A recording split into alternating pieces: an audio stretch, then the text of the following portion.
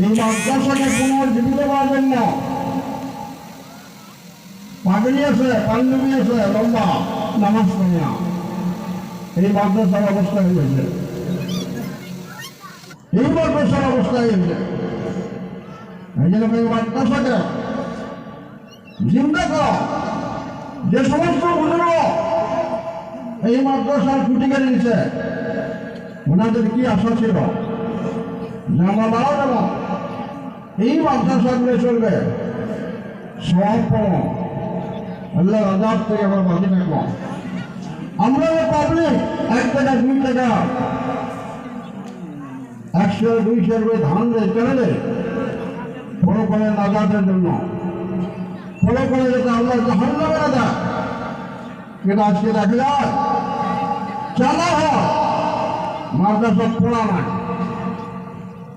মাদ্রাসার ছাত্র নাই। আমি আপনাদের কাছে অনুরোধ করলাম, আমরা সিনিয়র মানুষ হিসেবে, সিনিয়র আলেম হিসেবে, মুরব্বী হিসেবে এই জায়গা পার্শ্ববর্তী মাদ্রাসার মেহরবানি আছে, পার্শ্ববর্তী মেহরবানি ফরকানি আছে, মাদ্রাসা পূর্ণরূপ দেওয়ার জন্য ছাত্র দেন এবং ওস্তাদগুলা কেয়ার করে লক্ষ্য দেন যে ওস্তাদ খালি কালেকশন করবে না, পড়া পাবে, এটা লক্ষ্য দেওয়ার ব্যাপার। আমরা ছাত্র দেওয়ার জন্য রাজ দিয়েছি, ছাত্র যেন মাদ্রাসার পূর্ণ পর্যায়ে উন্নতি আমলগুলো হয়। কথাটা অনেকের ভালো লাগছে, অনেকগুলো বেড়া লাগবে, শিক্ষা নিতে আসলে মানুষ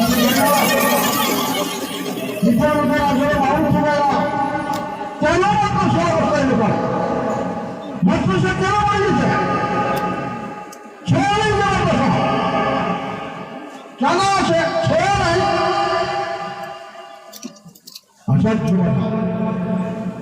এটা পাবলিকে কর, মঙ্গল শিক্ষক করব, মঙ্গল কমিটি করব, 10 টাকা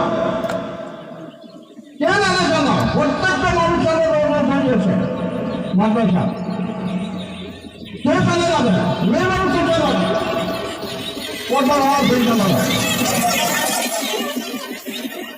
এই জন্য মেয়ে বলল এই মাদ্রাসা যাতে পূর্ণ রূপ পায়, মাদ্রাসা যাতে ছাত্র ভর্তি হয়, লেখাপড়া সুন্দর হয়, কমিটি লেভেলে, প্রস্তাব লেভেলে, অন্তত এই 2 গানে